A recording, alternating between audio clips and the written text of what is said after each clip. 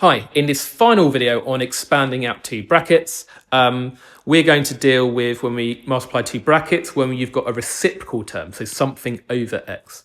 Now remember, when you square a bracket, it just means you times it by itself. Like 3 squared is 3 times 3. So 2 minus 3 over x squared is 2 minus 3x multiplied by 2 minus 3x.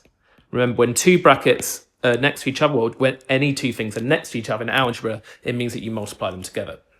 Right, okay, we now need to expand these brackets. And remember, the way we did it is we do each thing in the first bracket multiplied by each thing in the second. So I'm going to do the first thing in the first bracket first, multiplied by each thing in the second. So I'm going to do the 2 times the 2. I'm going to do the 2 times the minus 3x. Let's do that. The 2 times the 2 is 4. And the 2 times the minus 3 over x, well, let's do that separately. We've got 2 times negative 3 over x. Now, remember, when you times a non-fraction by a fraction, what you could do is you could put that 2 over 1. So we then can multiply the numerators, which is minus 6, and we multiply the denominators, we get 1x.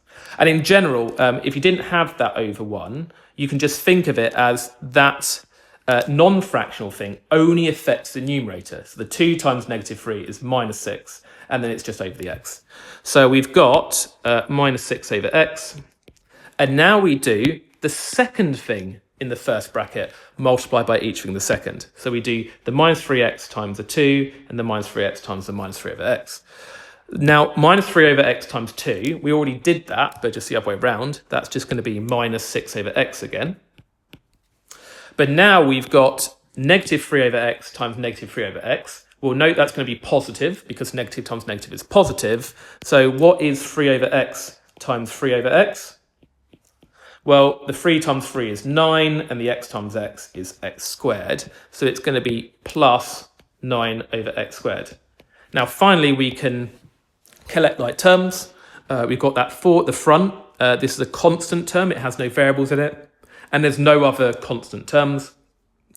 Now we've got negative 6 over x, negative another 6 over x.